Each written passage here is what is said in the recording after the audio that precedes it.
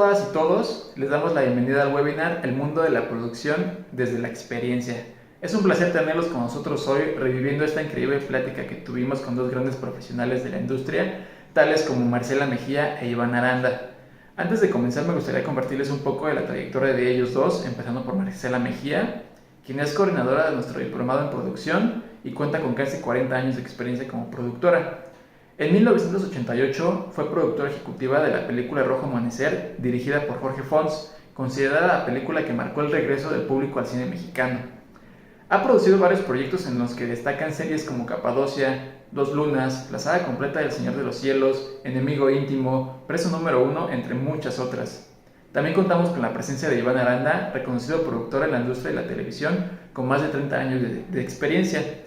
Entre sus producciones más reconocidas se encuentran telenovelas como Falsa Identidad, Gitanas y Mujeres Asesinas. Actualmente dirige Publix Rebellion, empresa dedicada al desarrollo, coproducción, distribución y branding de contenido para TV y plataformas digitales.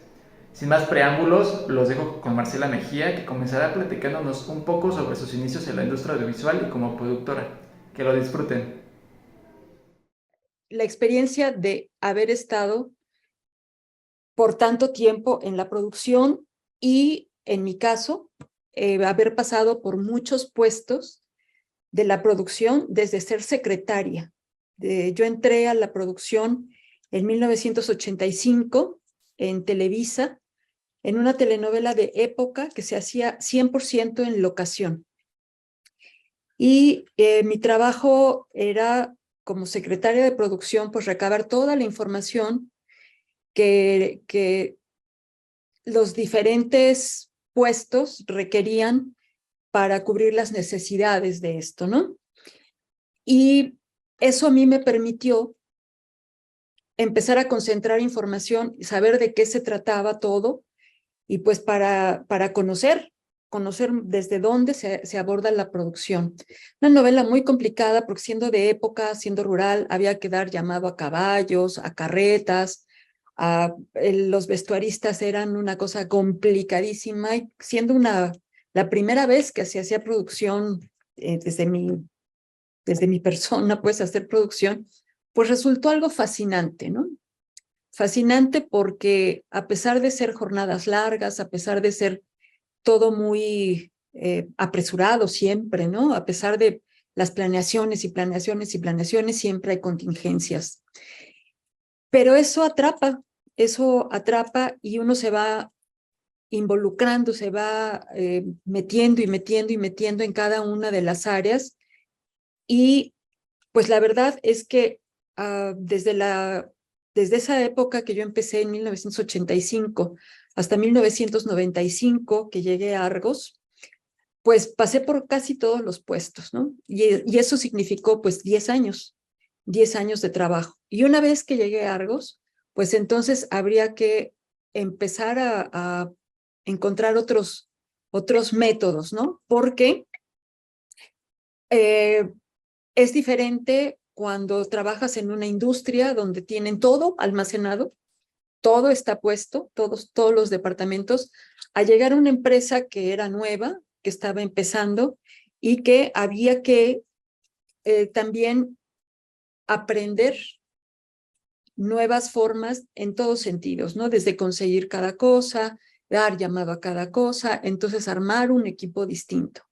A partir de ese entonces y hasta hace 2 años que todavía estuve involucrada en muchas producciones, me di cuenta que cada producción es distinta y cada producción enseña algo distinto, ¿no?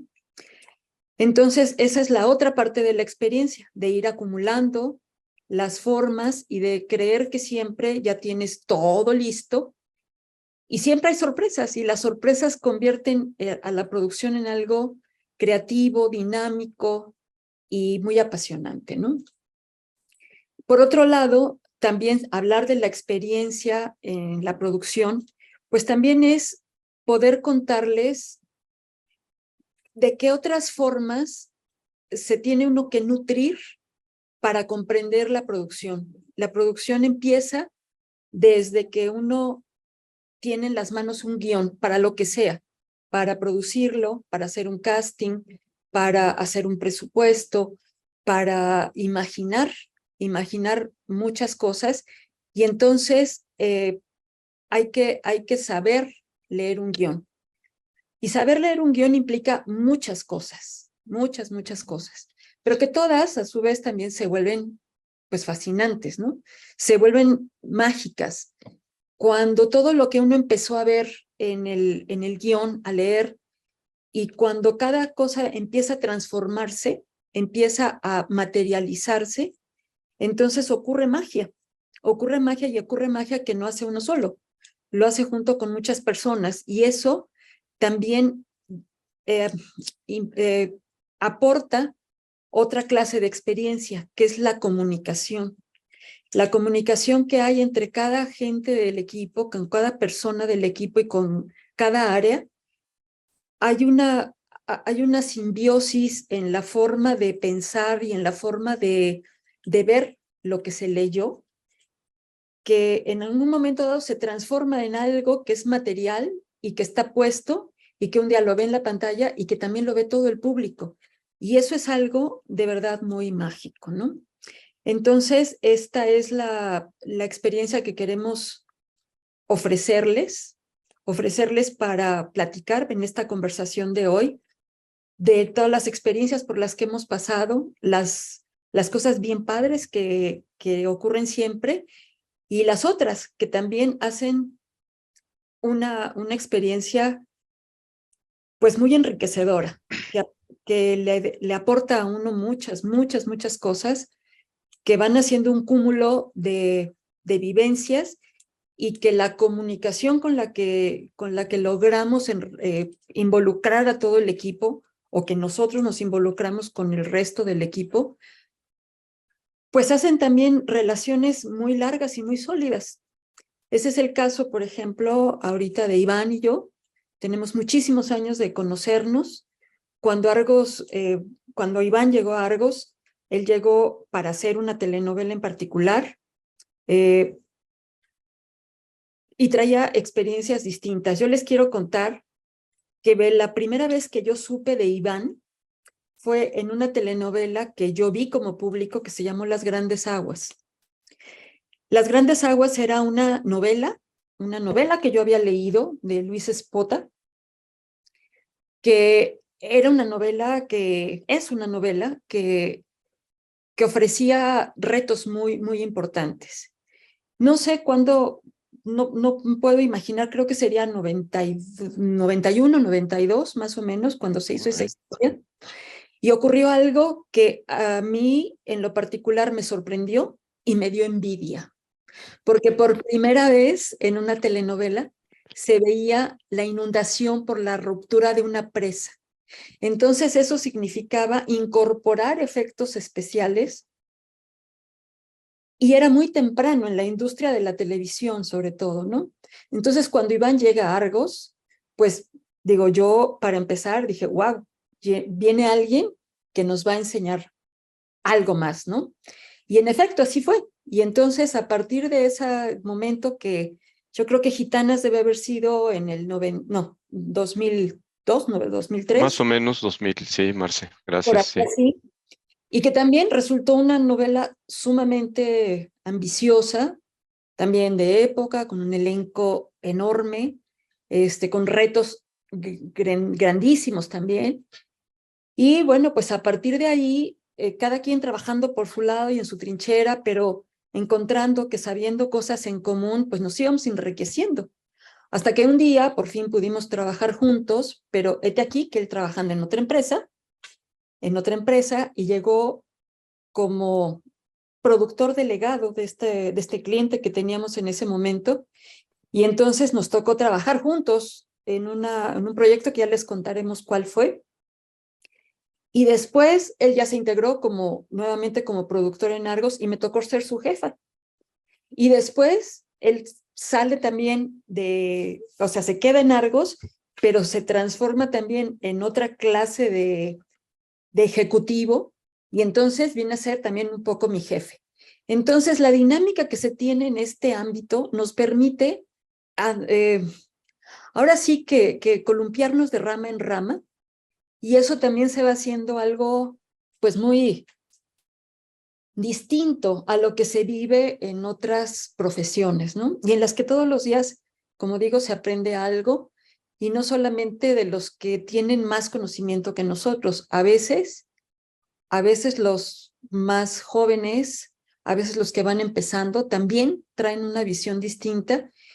Y entonces, por eso mismo, la producción se convierte en algo tan atrayente, tan sexy, ¿no? Porque Gratificante, además, antes nunca deja de ser atractivo, ¿no? Y nunca se quiere ir uno de esto, sin ¿no? duda. Es una Entonces, droga. es una droga, por decirlo de algún modo. Entonces, bueno, ya platiqué yo esta introducción. Quisiera que Iván también nos contara parte de esta cosa que yo ya adelanté, pero que también él nos cuente pues sus experiencias previas a Argos y después continuamos un poco con esto y luego vamos con preguntas y respuestas, ¿no? Pues sí, gracias, Marce. Pues efectivamente yo inicio mi carrera en Televisa al lado de un gran productor que es Carlos Sotomayor. Es un gran productor que además siempre tenía la consigna de innovar. Fue el primero que llevó los Habits a Televisa. Fue el primero que empezó a producir con fotógrafos. Alex Phillips fue el primer fotógrafo en una novela en Televisa. Y, y le compraban y le decían que hacía sus caprichos, pero realmente me ha tocado y he tenido la gran suerte y la gran fortuna de colaborar con productores muy reconocidos y muy capacitados, todos además muy creativos e innovadores, como, como lo digo, como Carlos en su momento, el propio Pigmenio Ibarra, Pedro Torres. O sea, la realidad es que he tenido esa fortuna de poder, de alguna u otra manera, se metió por ahí un audio de alguien. He tenido la fortuna de poder colaborar con ellos. Este,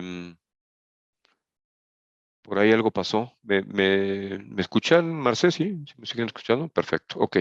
Entonces, sí, como dice Marcela, pues yo realmente mi formación es otro tipo de formación. Al final esto es un oficio que pues yo digo que además de oficio se convierte en una profesión, porque a lo largo de tantos años y tanta experiencia uno va adquiriendo ciertas habilidades que bueno, pues, eso le da la experiencia, y esas habilidades te dan ciertas herramientas para poder encarar cualquier proyecto de maneras diferentes. Em, yo estudié administración de empresas, y de hecho cuando me ha tocado dar alguna eh, plática, conferencia, eh, siempre he dicho que para mí mi formación de administrador fue la mejor, porque si bien hoy en día todo el mundo piensa, y bueno, no es que esté mal, que un productor se hace a partir de cualquier carrera del medio audiovisual, como comunicación, etcétera, etcétera, pues finalmente el productor no deja de ser un administrador de recursos, ¿no?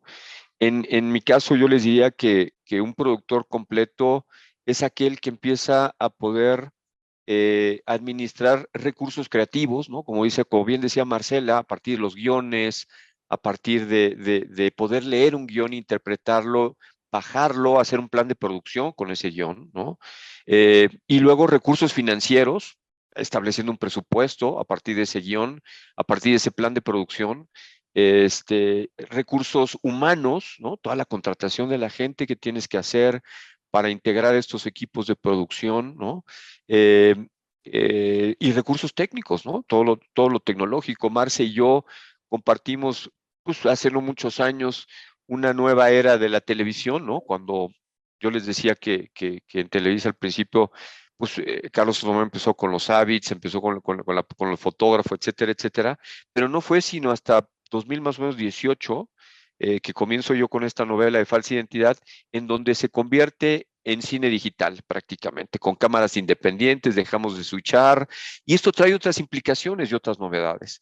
Y un productor es aquel que tiene que tener esa flexibilidad para poder siempre estar abierto a cualquier cambio, a cualquier modificación, y ahí es donde viene todo el bagaje de todos estos jóvenes que te van además aportando, y que entonces tú te vuelves como productor en un conciliador.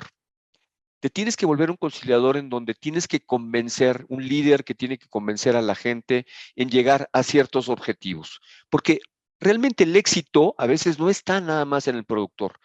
Tú puedes realizar un producto de muy buena factura, puedes realizar un producto que esté en números, ¿no? Que haya salido en números, que ese es parte del éxito, que concluyas tus proyectos en los números que se te dieron o en las expectativas que se tenían, pero a veces realmente también depende de pues, el canal de televisión que programe, que publicite, y esas cosas a veces salen del ámbito del productor. Si bien a veces puedes pelear y decir, pero pues, en la mayor parte de los casos, en nuestro caso, por ejemplo, que hemos trabajado para empresas grandes, sale mucho de nuestro ámbito, ¿no? Sale del ámbito del productor, esta parte de programarlo, saber programarlo, en qué momento meter la producción, contra qué, en qué horario, etcétera, etcétera. Eso, pues definitivamente sale un poco de nuestro ámbito. Nuestro ámbito tiene que ser el poder integrar estos equipos, el poder llevar a buen puerto esto.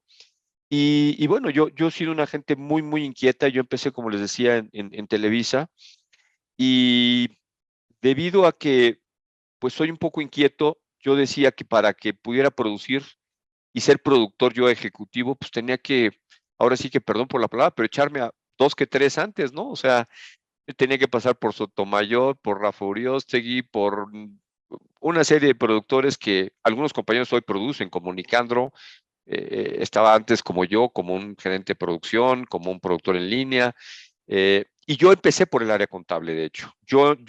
A diferencia un poco de Marce, a mí me tocó por el área contable porque yo estudié administración. Y yo era lo que le llamaban en Televisa el administrador de producción.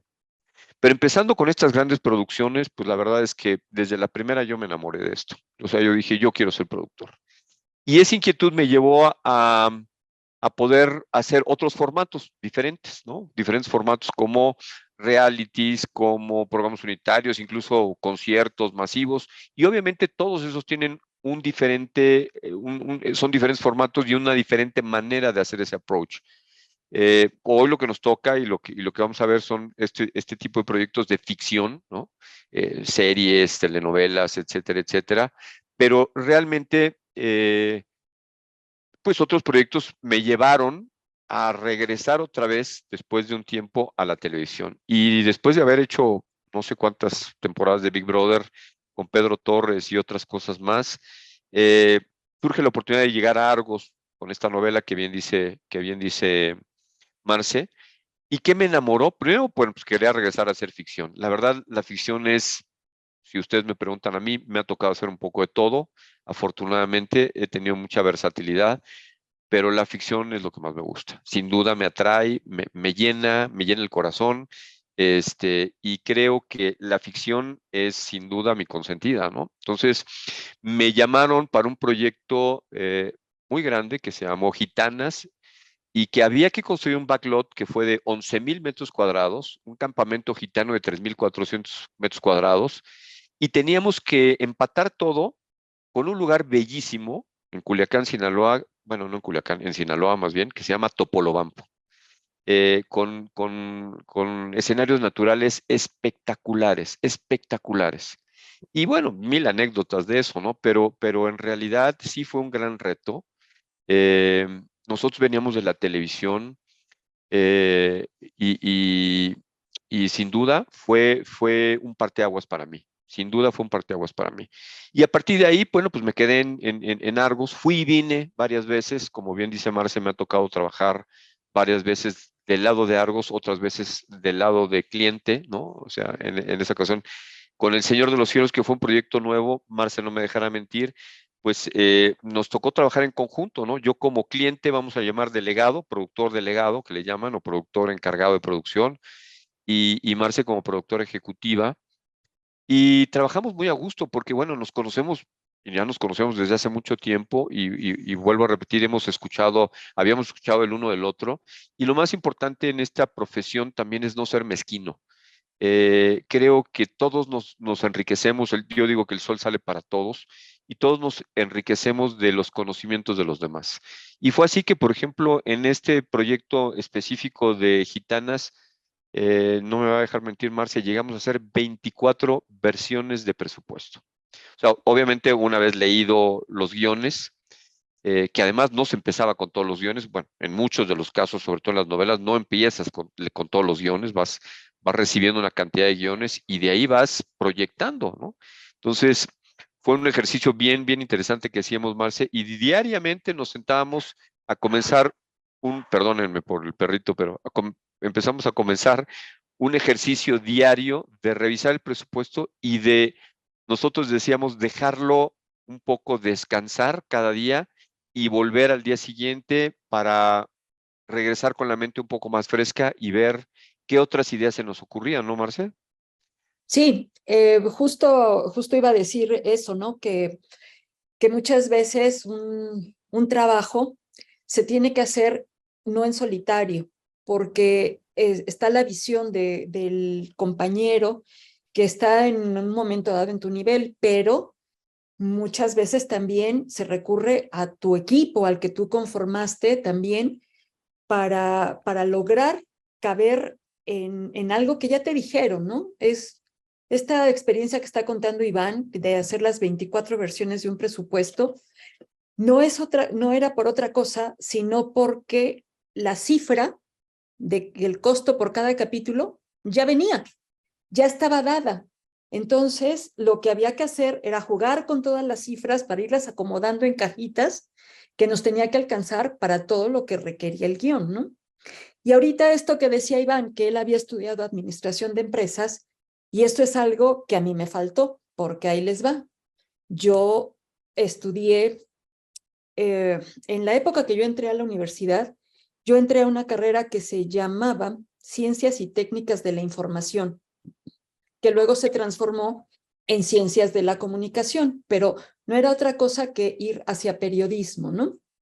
Ciencias y Técnicas de la Información. Ahí fue donde yo aprendí no solamente la lectura que uno sabe que le deja una cierta enseñanza, sino en transformar la lectura en imágenes. Y eso es lo que le lleva a uno a entonces poder encajar bien en esta producción, ¿no? En las producciones. Pero cuando yo entré por primera vez a una producción, que fue como secretaria, como se los decía, pues a pesar de que el trabajo era algo que se acumulaba mucho, y yo tenía muy poca experiencia y pues tenía que preguntar mucho y demás, y me costó muchísimo trabajo entender un montón de cosas, ¿no? Entonces, a mí me llevó bastantes años hasta que llegué a Argos. O sea, yo trabajé en Televisa desde 1985 a 1988, cuando por hacer una telenovela que quedó muy mal hecha. La historia era preciosa, era muy bonita historia, y se hacía también 100% en locación con un director de cine, que era Jorge Fons, y con un reparto donde estaban Angélica Aragón, Héctor Bonilla, estaba Sari Kamalich, había muchos actores, y sobre todo había muchos actores de cine, como Narciso Busquets, por ejemplo. Y en esa telenovela, después de haber empezado yo en una telenovela también de época que hablaba yo esa se llamó La Casa al Final de la Calle, y luego nos fuimos a hacer Padre Gallo también con un cineasta, Gonzalo Martínez, y así, trabajando así, y resulta que esa telenovela, pues al productor no le gustó mucho cómo estaba escrita y la fue transformando en edición, cosa que fue un error garrafal, porque entonces la historia no se entendía nada y por lo tanto no tenía éxito. Y dada la frustración que teníamos con Jorge Fons, con Héctor Bonilla, pues sale ahí la posibilidad de hacer una película. Y el encargado de llevarnos el guión a Héctor Bonilla, a mi marido, que en ese momento era asistente de dirección de Jorge, Roberto Sosa, nos invitó a hacer Bengalas en el Cielo. Bengalas en el cielo es un guión de Javier Robles y se transformó después en Rojo Amanecer, pero el título original es Bengalas en el cielo. Una película que la empezamos a hacer como una especie de exorcismo, por llamarlo de alguna manera, de quitarnos la mala experiencia de lo que nos había pasado con esa telenovela, ¿no? Y en el que nosotros no teníamos el poder de transformar ni el poder de hacer nada porque no éramos los productores. Entonces, bajo esa experiencia decidimos hacerlo, aportando nuestros propios recursos, y si alguien ha visto la película, originalmente la íbamos a hacer en este departamento, en este. Jorge Fons dijo, mijita, tu departamento se parece mucho a los de Tlatelolco y ahí la hacemos, y con una camarita de Super 8. Y así empezó la idea de hacer Rojo Amanecer, ¿no? Cuando nos llega el guión, yo, cuando sucedió el 68, pues yo estaba muy joven, estaba chiquita, de hecho estaba en la secundaria, pero yo ya sabía de qué se trataba, ¿no? Y sabía que era algo que se tenía que contar. Y en ese momento, cuando uno lee el guión y dice, esto hay que contarlo porque esto es algo importante para que la gente lo sepa, en ese momento uno se convierte en productor, sin saber todavía un montón de cosas. Yo les quiero contar que el primer día que yo llegué al set de rodaje de Rojo Amanecer, y el operador de audio, el ingeniero operador de audio, que llevaba una nagra y demás, me pidió las pilas y yo no sabía, porque yo sabía que, o sea, yo sabía hacer lo que estaba en Televisa, ¿no? Y fue pues sí, no pudimos grabar ese día, no pudimos filmar, porque no teníamos las pilas famosas para la nagra, ¿no? Claro, lo pudimos resolver rápidamente, pero son cosas que le van pasando a uno y que van formando la experiencia, ¿no? Y bueno, eso, hacer Rojo Amanecer, me costó la chamba en Televisa. Yo un día quise regresar porque yo no había terminado todavía la gestión del proyecto del que hablábamos, estaba en periodo de edición y demás, pero entonces ya no me dejaron entrar a Televisa. Y entonces me fui a hacer teatro, me fui a hacer doblaje, un poco igual que Iván, haciendo otras disciplinas dentro de la producción que enriquecen mucho la visión del productor, ¿no? Hasta que llegué directamente ya a Argos, después de trabajar un par de años entre el teatro y el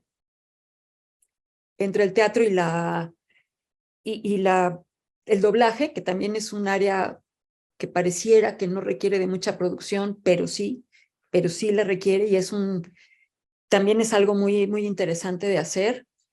Y bueno, hasta haber pasado también pues un rato por el departamento de locaciones, otro rato por, pues no sé, arte. Yo no hice arte, pero locaciones sí. Y luego, pues ya empezar a hacer la gerencia, que además, también Iván lo sabe, cada empresa y cada etapa van cambiando las nomenclaturas de las funciones. Por ejemplo, lo que decías hace rato, Iván, cuando en 2018 nos toca pasar a la experiencia digital, que uno calcula que siempre va a ser un poco más fácil y más expedita la producción, y resulta que no. Resulta que hay que contratar un montón de gente más, porque cada cámara independiente requiere de más personal, ¿no? 2 asistentes de cámara, en lugar de llevar una unidad de grabación donde se switcha la imagen, pues ahora tienes el data Edit, el manager, data, el video assist, etcétera, todo etcétera. esto. Sí, Exacto, ¿no? estoy totalmente de acuerdo con Marce. Uno se tiene que volver un poco multidisciplinario. Y si bien no es necesario haber abarcado todos los puestos, porque no es necesario tampoco, eh, sí es importante tener esta amplitud un poco de mente, hacerla un poco más universal para darle cabida a todos, porque al final la producción es un trabajo en equipo. O sea, el que no sabe trabajar en equipo no va a saber producir y no podrá producir. Tengo muchas anécdotas de muchos amigos que han intentado ser productores, pero quieren ser productor, asistente de producción, quieren ser directores, quieren ser fotógrafos, o sea, no te da para todo. O sea, realmente la figura de un productor aunque muchas personas dicen que no es una figura creativa, créanme que es una figura creativa. Como dice, desde la elaboración del presupuesto, desde leer los guiones, obviamente un productor completo es aquel que desde leer un guión lo puede empezar a traducir en un plan de trabajo, luego en un presupuesto, luego contratar la gente idónea para ese proyecto, los recursos técnicos también idóneos para tener un resultado y luego poder sentarse incluso en edición, como bien dice Marce, a contar la historia, porque muchos solo se quedan en la parte administrativa, pero es bien padre poder contar una historia. Yo siempre quise contar una historia y yo decía, hijo, yo, caray, entonces había que quedarse un poco más tarde a editar con la gente que sabía editar, pues para aprender, ¿no? O sea, si quieres ser un productor multidisciplinario, pues tienes que aprender a editar, tienes que aprender a leer un guión. Y mi formación, sí, efectivamente, no venía como la de Marce, de una formación más, como les decía, de un medio audiovisual, de una carrera de un medio audiovisual, en donde a lo mejor te ponen a leer guiones, te ponen a interpretarlos, etcétera, etcétera, pero eso lo suples un poco con la experiencia, ¿no? Con todos los años, sí, a la par vas aprendiendo de eso, ¿no? Vas aprendiendo a leer, vas preguntando, vas diciendo cómo se puede interpretar un guión, cómo lo ven. Entonces, esto es lo que yo creo que acaba de enriquecer la carrera de un productor, yendo de punta a punta, desde la lectura y la concepción de un guión y el desarrollo hasta acabar de contar el cuento y entregar el producto terminado, ¿no? Eso te da una amplitud muy universal de lo que puede ser o de lo que es un productor y como les platico, este oficio, esta profesión se vuelve muy, muy gratificante. Iván, creo que tenemos ahí algunas preguntas que, a ver, vamos a escucharlas. Adelante. Sí, bueno, Daniel Burgos nos pregunta, para quienes vamos iniciando, ¿qué habilidades tendríamos que concretar o dominar como asistentes de producción antes de acceder a un puesto de mayor jerarquía?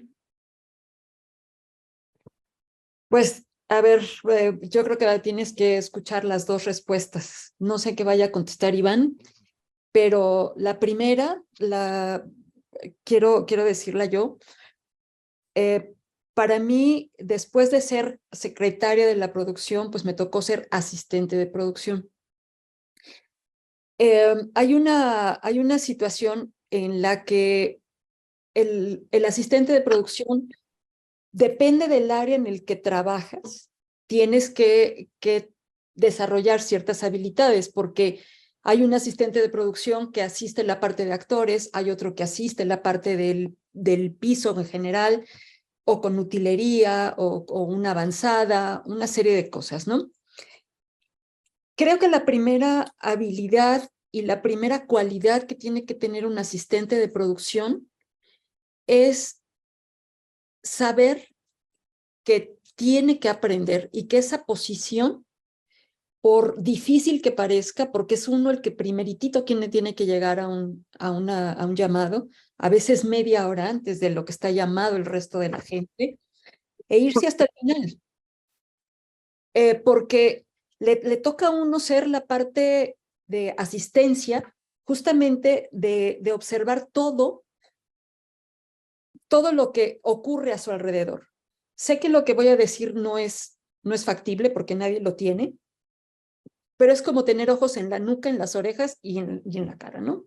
O sea, es tener una visión periférica que se va desarrollando con el tiempo, se va adquiriendo esta facilidad de que tú puedes estar hablando con alguien aquí, pero sabes que aquí pasó algo y que esa velocidad con la que alguien pasó es porque algo está pasando mal y tienes que atenderlo, ¿no? Eh, hay que tener mucha energía. Los asistentes de producción deben ser personas jóvenes porque aparte de la avidez con la que se necesita llegar para aprender, de querer aprender, pues también se necesita la energía de la juventud, ¿no? La resistencia, Sin duda. sin duda, ¿no?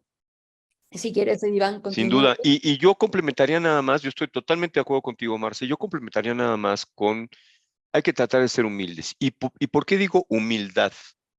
Porque si uno quiere aprender, hay que leerse los guiones, hay que entender por qué son los llamados de cierta forma, Y hay que preguntarlo. A lo mejor a veces hasta uno se acerca al planeador y, oye, ¿por qué llamaste así? ¿Por qué llamaste así? Sobre todo los de actores, ¿no? Hay que tener esa humildad porque hoy en día parece que a todos se nos olvida que todo parte del guión, efectivamente, y todo parte de un llamado de actores, un llamado de servicios. Para los asistentes creo que es fundamental saber estos y tener estos requisitos que te van a ayudar en un futuro a crecer.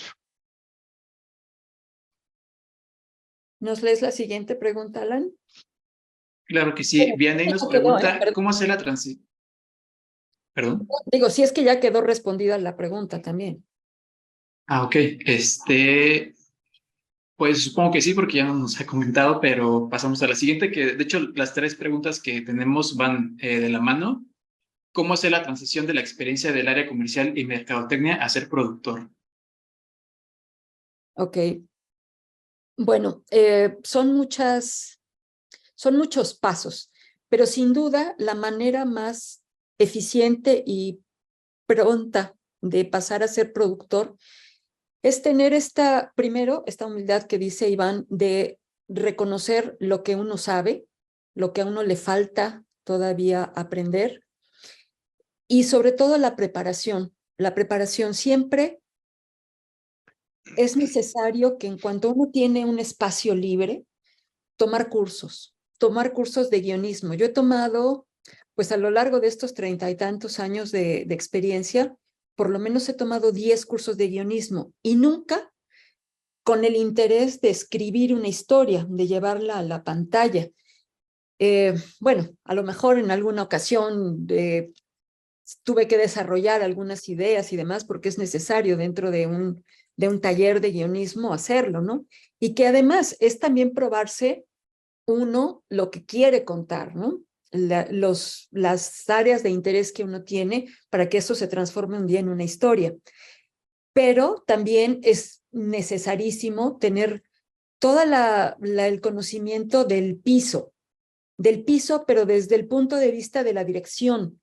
Entonces también, si hay posibilidades de tomar seminarios de dirección, perdón, algunos cursos de fotografía, hay muchos talleres que se imparten, la Asociación Mexicana de Cinematografía cada rato pone algunos, escuchar las experiencias de otros productores, van dando norte de por dónde debe seguir uno el camino. Yo siempre tuve la visión de pensar que leyendo los guiones yo iba a entender mejor lo que iba a necesitar el director, lo que iba a necesitar un actor. De hecho, es importante comunicarse con ellos para saber que las necesidades que tienen a veces no son solamente caprichos, ¿no? Y en eso entra lo que dice Iván. Lo que a veces un actor requiere es en bien de lo que va a aportar a la pantalla, ¿no? Pero si yo hubiera sabido antes de llegar a gerente de producción, me hubiera metido necesariamente también a hacer cursos de administración básicos, básicos. Uno no necesita hacer primero una carrera, pero facilita mucho, muchísimo el saber de la administración, porque, y les voy a contar, a veces a ti te llega una historia que nos llegaban, ahora ya no se usan tanto, pero no por eso se vuelve más fácil. Nos llegaban historias para hacer en 120 capítulos, ¿no?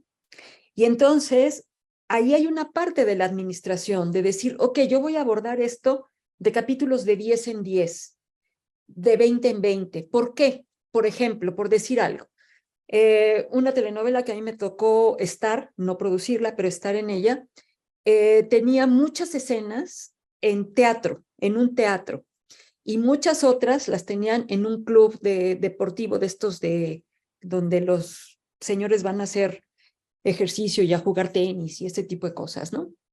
Porque así lo requería la historia. Entonces, no se puede grabar en esos lugares si no es en lunes, que son los días que tienen para mantenimiento.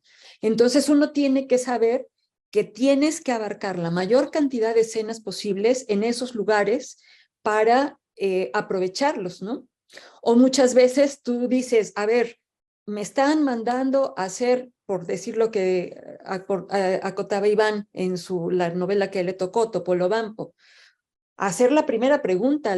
Yo tengo aquí una sinopsis o una Biblia, que le llamamos también, les podemos explicar lo que es una Biblia, pero al tener esa información, pero no tener los guiones, uno está obligado a preguntarle al escritor, oye, ¿cuántas veces tenemos que ir a este lugar?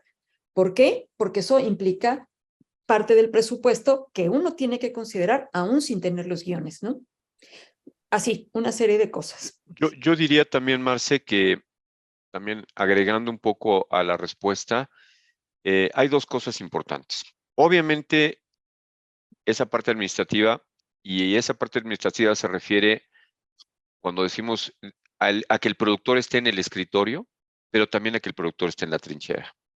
Son dos requerimientos básicos porque un productor no se hace o en el escritorio o en la trinchera. Creo que tiene que combinar esas dos facultades que pueda desarrollar para que en el escritorio interprete los guiones, en el escritorio revise la planeación, en el escritorio vea la administración de estos recursos financieros, pero también en la trinchera, ¿no? Muchas veces en la trinchera se toman decisiones porque ya estás ahí y no hay otra. O sea, hay momentos, a mí me ha tocado hacer programas unitarios que no tienen margen de maniobra. O sea, no tienen margen de maniobra. Nos tocó hacer una serie que eran 160 capítulos, me tocó hacer de un proyecto para Telemundo de unitarios y se producían 3 capítulos a la semana. Y si te empezaba a llover, tenías que meterte y ver cómo solucionabas y cómo eso te va dando una habilidad que es invaluable y que solo la adquieres ahí. Exacto, y eso es lo importante, empezar como asistente de producción hasta que, no sé, cada quien le llevará distinto, pero por lo menos 3 proyectos, estar en el piso y empezar a buscar otras áreas de oportunidad para lo que has aprendido, pero estar en el piso, ser asistente de producción en piso, creo que es lo que forma mejor a un productor, porque sabe lo que pasa ahí. Si se va a dedicar después a hacer planeación, sabe perfectamente lo que tiene que hacer porque ya lo vivió ahí, ¿no? Yo creo que siempre la mejor manera de empezar un tránsito hacia ser productor es empezar por el piso, sin Así duda. es. Ok, siguiente si quieres. Bueno, Willy nos pregunta, saludos desde Guatemala, ¿se debe permitir que el presupuesto ponga en riesgo la historia? Lo ideal es que no. Y de ahí es donde las habilidades del productor empiezan a hacer patente su conocimiento. Como platicaba Iván, que se tuvo que hacer 20 versiones para un presupuesto de un proyecto muy complejo que no teníamos mucha experiencia en ese tipo de proyectos. Yo ya había hecho antes Capadocia, que era una serie de acción, se requerían de muchos efectos especiales y demás, pero eran 13 capítulos por temporada. Hacerlo en 120 capítulos y Todos tenía los días, perdón que te interrumpa, Marce, todos los días era ir tirando bala, haciendo explosiones, chocando, todos los días, todos los en días. todos lados. Exacto. Entonces, lo que empieza a hacer uno, en efecto, es cubrir todas como principio, cubrir todas las necesidades primordiales de la pantalla. Por decir algo, en esa telenovela, la primera vez que empleamos efectos digitales fue en un aterrizaje de un avión que aterrizaba en una carretera. Allí el Señor de los Cielos bajaba en su avión y se encontraba con que estaba ahí el ejército y él tenía que volver a montar vuelo.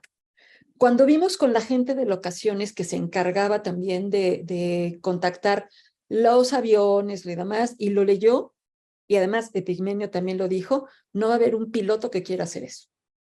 Y entonces teníamos 2 opciones. La primera opción era pedirle al escritor que reescribiera eso, y no nos dejamos, y dijimos, vamos a intentarlo con efectos digitales. Y fuimos así como pioneros no de los efectos digitales en televisión, pero sí en telenovelas de largo aliento, ¿no? Entonces, ¿qué hacíamos? Algo que pasaba, teníamos varios actores que venían de Colombia, y entonces eran actores pues caros, no quiero decir que cobraran mucho, que cobraban lo que valían, pero también tienen gastos asociados.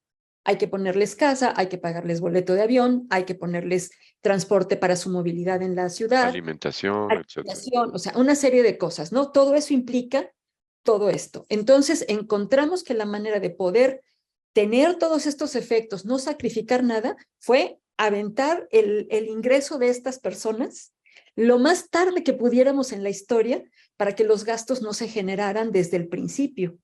Y pusimos muy nervioso al cliente, porque decía, ¿cuándo vamos a traer a estas personas y vamos a cerrar el capítulo 1?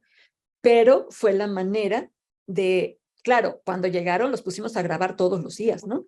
De tal manera que pudieran cubrir los primeros capítulos, pero yo no conozco hasta ahorita ninguno de los actores que participaron en esa producción que se hayan quejado de eso, ¿no? No, además, Marcia, la verdad es que, por ejemplo, en ese momento también se requiere muchas agallas y me ha tocado trabajar contigo en algunos proyectos donde nos cuestionan esta parte de, híjole, no vas a cerrar y no vas a cerrar capítulos, y no has cerrado capítulos, no has cerrado capítulos. Pues la idea de no cerrar a veces capítulos, eso es por el bien del propio proyecto, para no sacrificar el proyecto y tratar de administrarlo mejor ese recurso, ¿no? El recurso financiero, el recurso humano, etcétera, etcétera, ¿no? Entonces, creo que sin duda esto es así, ¿no? O sea, es una toma constante de decisiones también. El ser productor es una toma constante de decisiones. Ahora, claro que también hay veces que hay que recurrir, ya cuando uno tiene bastante experiencia y sabe que las cosas que podrían llegar a poner en riesgo la calidad de una imagen, de una historia, también uno tiene que hablar con el cliente y decir, mira, tú me estás dando este presupuesto, y lo voy a poner así porque así se lo he dicho a algunos clientes, me estás pidiendo una paella, pero me estás dando presupuesto para un arroz a la mexicana. Entonces tú dime qué hago, ¿no? Claro, ¿Damos la historia o me das más presupuesto, ¿no? claro. Y así se logran también muchas cosas, ¿eh? Y también se pueden parametrizar algunas cosas. Es decir, por ejemplo, en mi experiencia de los capítulos que me tocó producir y ahora asesorar de mujeres asesinas, lo que hago es parametrizar las historias. Es decir, no más de 7, 8 personajes, no más de tantas locaciones, para poderlos hacer en tiempo y forma y que no se sacrifique realmente la historia. Entonces, si de antemano vas parametrizando, el escritor también ya sabe a dónde se tiene que ir acomodando, ¿no? También, que eso también puede suceder. Adelante. Bueno, Alexandra Jiménez nos pregunta, ¿qué libros recomiendan? Híjole, pues como tal de producción, yo te diría que pues hay algunos que te dan de texto incluso en la universidad. Eh, yo no tomé el curso de comunicación ni nada, pero por ejemplo hay cosas interesantísimas, sobre todo para entender incluso desde el guión, ¿no? Hay gente como Robert McKee que hace Ujú. de esto, cómo se hace un guión. En la producción, ahorita se me olvidó el nombre de la persona que escribe Sorry. estos libros. Se me Robert olvidó. McKee. Bueno, Robert McKee es para el guión, pero de producción hay otro y te lo prometo que para el curso lo tengo. Sí. Sin embargo, yo sí quiero decir que una producción, a pesar de que tiene un ABC, es dificilísimo que todo encaje porque tú tienes alrededor de, como pequeña que sea tu producción, contando actores, contando extras, un mínimo de 120 personas por día de grabación. Y cada una de esas personas es alguien que tiene un criterio, pero también es alguien que tiene problemas. Y las producciones, al estar compuestas de tantas personas, también pueden estar sujetas a todo ese tipo de cosas. Y eso los libros no lo enseñan. Te pueden enseñar un paso a paso, que es como lo que vamos a tener en nuestro próximo diplomado, de tener un flujo de lo que se compone una producción para saber qué hay que hacer en cada uno de esos lugares, pero que siempre va a tener unas variables impresionantes, impresionantes. O sea, por decir algo, las 2 historias pasadas en las que yo participé con un grupo de productoras y con un equipo de producción de súper expertos, porque hemos trabajado mucho, mucho tiempo juntos, lo que más nos modificaba los llamados eran los bebés, que eran extras, ¿no? Y difícilmente ese tipo de cosas lo vas a encontrar como fórmula. A veces ya tienes ahí al bebé y el bebé pues llora o quiere comer o quiere dormir y tú no puedes grabar con eso, ¿no? Entonces son cosas que es muy difícil que vengan detalladas en un libro. Claro, un poco para resumir esto, te diría que cada proyecto es totalmente diferente a otro.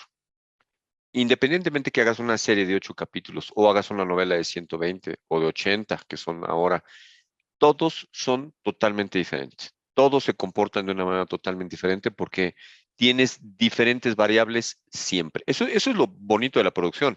Eso es lo que te permite que no se haga monótona y que te dé ese. Yo les voy a confesar algo muy particular. Cada que empiezo un proyecto, siento como cuando tenía 13 años y me le declaré a mi primer novia, siento mariposas.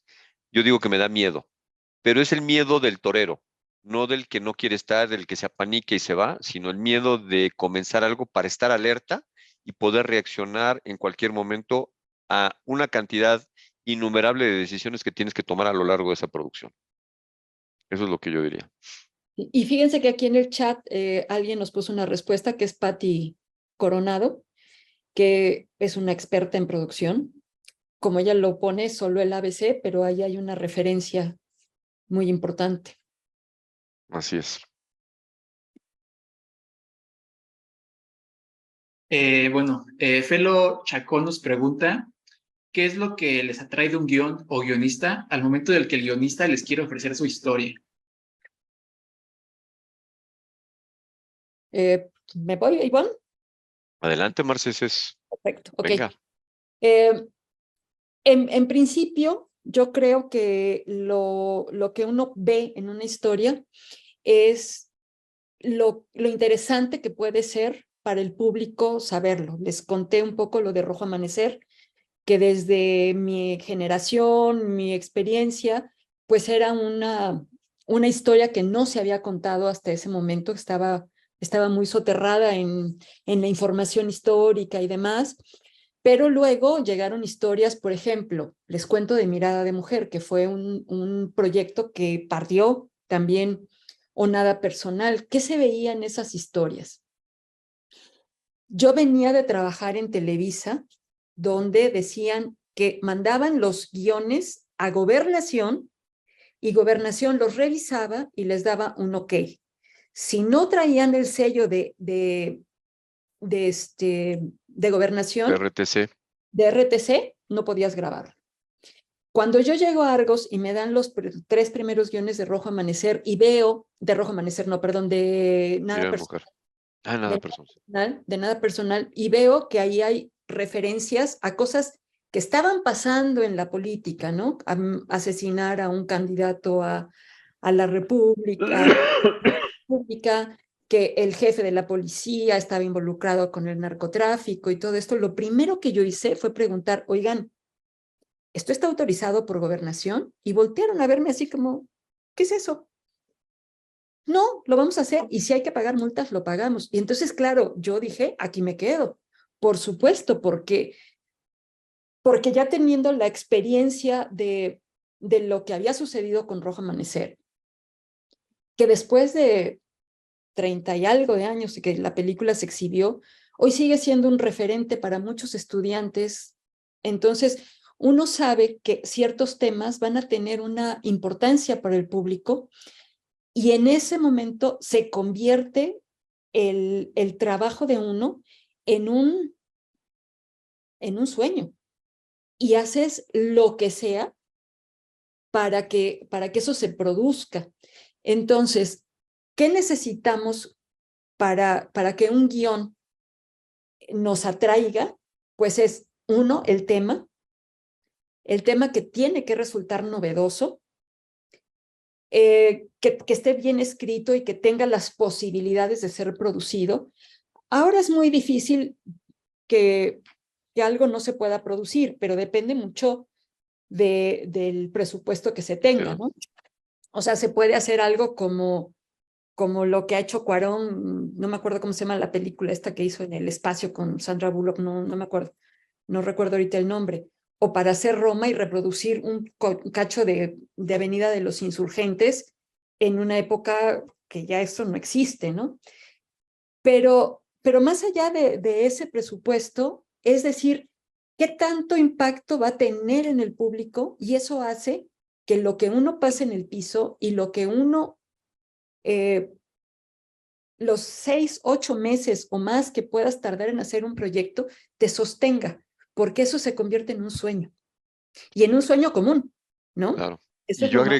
Y yo agregaría, Marce, que ahora me toca un poco revisar muchos proyectos y todo, platicando con las plataformas, eh, lo que buscan es que le deje algo a la gente, es decir, que aprendan algo diferente, o sea, que te deje algo, por ejemplo, si tú ves la serie esta de la reina Isabel y The Crown, por ejemplo, pues vas a aprender algo que, si bien no está totalmente apegado a la realidad, pues aprendes un poco de ese mundo de la realeza, ¿no? Si vas a ver otra serie que se llama The Suits, vas a aprender igual de eso. Si vas a ver una película de migración, eso es lo que te tiene que dejar un aprendizaje también, el proyecto que hagas. Claro, y en eso hay también que anotar que el guión que te presenten debe llevar una muy buena investigación. Es Exactamente. el caso de Crown. Si bien puede haber mucha parte de ficción en los personajes, pero los hechos son reales. Los hechos ocurren tal cual. Yo, por ejemplo, si veo un capítulo de The Crown y particularmente me gustó mucho de la tercera temporada, el capítulo 3, donde hay un derrumbe de una mina de carbón, y yo, lo confieso, no sabía que eso había ocurrido, entonces lo primero que hago es empezar a buscar a ver si era cierto, ¿no? Si no era nada más algo de ficción. Y bueno, me sorprendió mucho que hasta el traje que llevaba la reina cuando decide por fin ir es exactamente eso. Y entonces eso requiere de una investigación. Y eso es lo que debe tener el guión. Algo de verdad, algo que esté totalmente sustentado para que se pueda recrear con gran calidad, ¿no? Que eso nos Exactamente. pasaba, por ejemplo, con El Señor de los Cielos.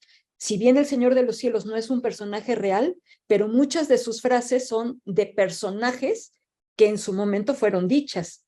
Tener verosimilitud, que le llamamos un poco, ¿no? Así O sea, es. en las historias, porque o haces algo totalmente fantástico como de Game of Thrones, ¿no? Que esa es Claro. otra cosa, o haces algo que tenga que tener cierta verdad, ¿no? Y para eso se requiere, como bien dice Marcia, investigación. Sí, adelante. Bueno, ya como última pregunta, hay una que se repite en múltiples ocasiones, que básicamente se resume en cómo alguien puede introducir o incursionar en la industria, cómo entras a trabajar en la industria. Pues de muchas maneras y depende de cómo, de cuáles sean tus aspiraciones, ¿no? Por ejemplo, si la idea es que quieres incursionar en esta industria como director, pues hay que estudiar en el CCC, en el CUEC, en la Ibero, o sea, estudiar. Si quieres, pues ser fotógrafo, lo mismo, ¿no? Hay muchas áreas, muchísimas áreas en la producción que implican muchas disciplinas. Por ejemplo, el arte que es fundamental también en una historia para concretar lo que quieres ver en una pantalla. el diseño de producción y los directores de arte, las directoras de arte, son quienes materializan muchas de las cosas que vienen escritas y que en un común lenguaje con el director y con el productor se logra hacer una narrativa visual también, ¿no? Si tu necesidad es primero conocer la producción y no sabes bien por dónde meterte, pues sí, ofrécete a ser asistente de producción y hacer ahí una talacha de, no sé, un par de años, 3 años, y ya definir muy bien hacia dónde quieres ir. Y ahí mismo, dentro del piso, te vas a dar cuenta hacia dónde tienes que ir, ¿no? Claro, en esta necesidad de saber qué se tiene que estudiar y que no hay como muchos lugares donde hacerlo, es que estamos diseñando, bueno, ofreciendo también este diplomado que va a tener 25 semanas, que son por 5, solamente va a ser los sábados de manera virtual la primera parte, toda la parte teórica, y de manera presencial los últimos, porque ya son simulacros de llamados. Pero es ofrecerles la visión de cada uno de los pasos que hay que hacer, desde cómo obtener una historia, cómo presentársela a un cliente y cómo ir incursionando en las diferentes maneras que tiene la producción de ser, porque puede ser, por decir algo, un productor independiente, pues hay que conseguir el dinero, ¿no? Y eso es mucho, ¿no? O sea, eso son cosas que difícilmente se pueden enseñar del ABC, pero sí cómo presentar un proyecto. Eso sí se puede decir, porque hay maneras novedosas de presentarlos, de tener actualizaciones de cómo se presentan hoy los proyectos, cómo se hace un pitch, cómo obtener los recursos. Pues los recursos casi siempre se obtienen a partir de la historia y de llevárselo a alguien que tiene el dinero, ¿no? Y eso puede ser o una persona, difícilmente, pero puede ser, o puede ser una empresa, plataformas, o sea, hay muchas maneras, ¿no? Pero yo creo que para empezar, lo primero, pues es participar en una producción. Sin duda. Sin duda. Bueno, con esto damos por finalizado la sección de preguntas y respuestas y aprovechando el cierre de esta Marce, queremos invitarlos precisamente a nuestro diplomado en producción. Vamos a abarcar todos los temas que hemos estado tocando el día de hoy y muchísimo más, profundizando incluso, como menciona esta Marce, con los simulacros dentro de los estudios Gabriel García Márquez. Contamos con diversos planes de pago. Ahorita quiero platicarles un poco sobre los planes de pago que tenemos. Entre ellos tenemos un 15% de descuento en todas las mensualidades del programa al inscribirse antes del 19 de mayo. O sea, pueden inscribirse antes del 19 de mayo, como lo están viendo ahorita en pantalla, y contar con un 15% de descuento en todas sus mensualidades. También tenemos el plan de pago 2, que es un 20% de descuento al pagar el total de la inversión en una sola exhibición. Pueden hacer el pago directamente en nuestra página, también lo pueden hacer por transferencia bancaria. Y como última opción, pueden pagar la inversión total del diplomado a 9 meses sin intereses, con cargos de tarjeta de crédito, pagando a través de PayPal. Esto lo pueden hacer tanto con American Express, Visa o Mastercard. Este diplomado se llevará a cabo a partir de este 9 de... ¿Me puedes regresar a la otra slide, por favor? Es del 3 de junio. Sí, del 3 de junio al 9 de diciembre. Es modalidad híbrida. Y ahorita también queremos anunciarles, ya por fin podemos anunciarles a todos nuestros instructores que formarán parte de este diplomado. Hay gente con mucha experiencia y pues me gustaría darle la palabra también a Marce para que pueda presentarlos a ellos. Claro. Pues, a ver, voy a empezar a contarles que como coordinadora del proyecto, también voy a dar algunos de los temas en los que me considero tener mayor capacidad, ¿no?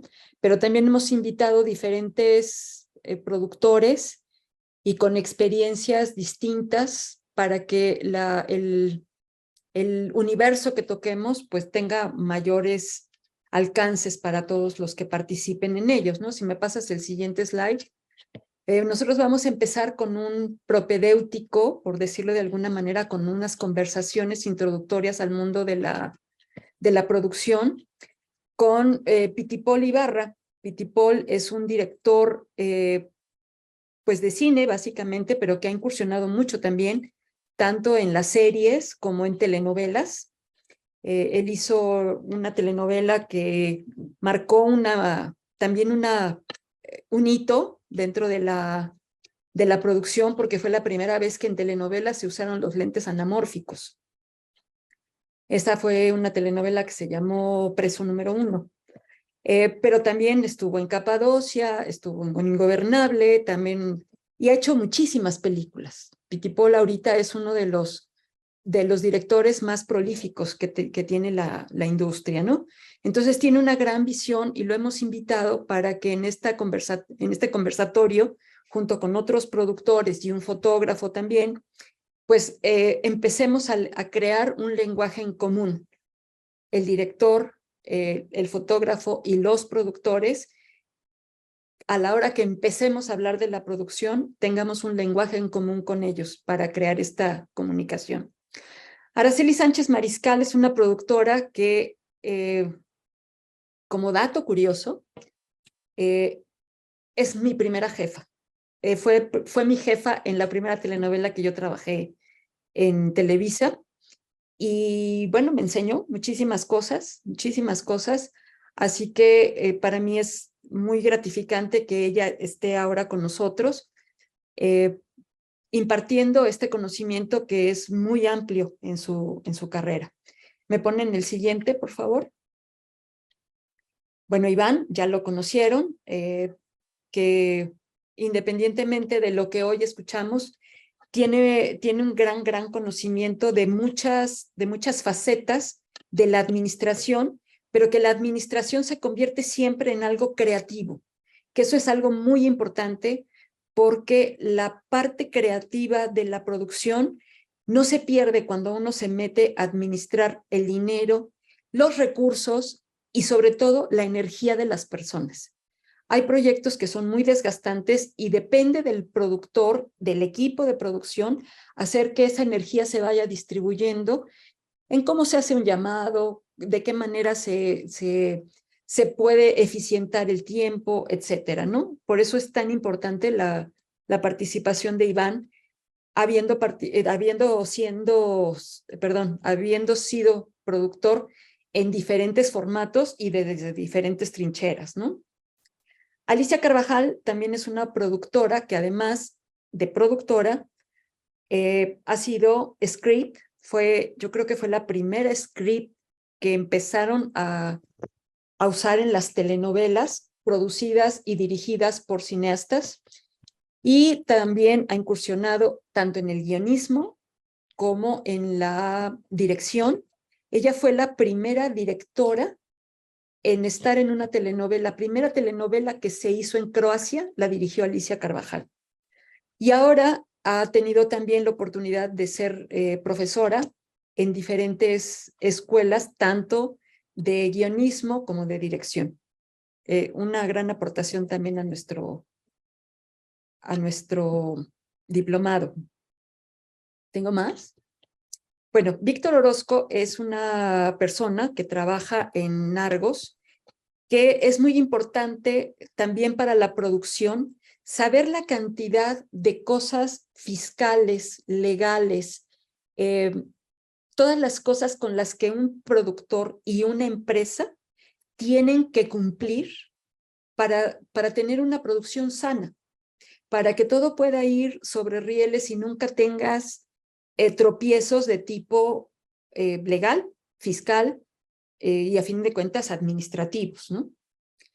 Y bueno, hasta hoy este es el pool de participantes. Estamos por completar otras dos personas que también pueden ser muy interesantes, pero no las hemos concretado, ¿no?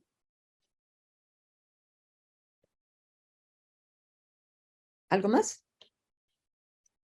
Pues bueno, yo creo que con esto damos por terminado. También me gustaría volver a recalcar que si tienen alguna duda sobre el diplomado o quieren conocer más sobre el programa en cuanto a costos, en cuanto al contenido, pueden llenar el formulario que les estaré pasando ahorita mismo por el chat y por correo les estaremos enviando toda la información. También pueden consultar toda la información en nuestra página web de Casazul, es www.casazul.com.mx. Ahí van a encontrar toda la información del diplomado también.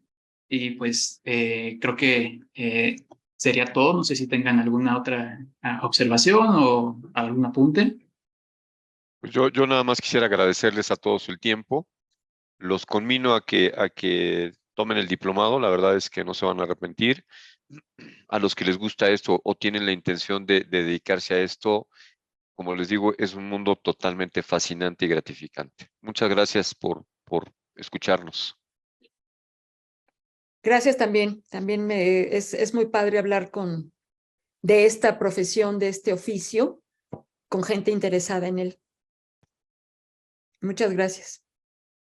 Bueno, pues muchísimas gracias a todos los que estuvieron aquí acompañándonos y esperamos verlos pronto aquí en el diplomado de producción. Bueno, pues muchas gracias. Gracias, chao. Hasta luego.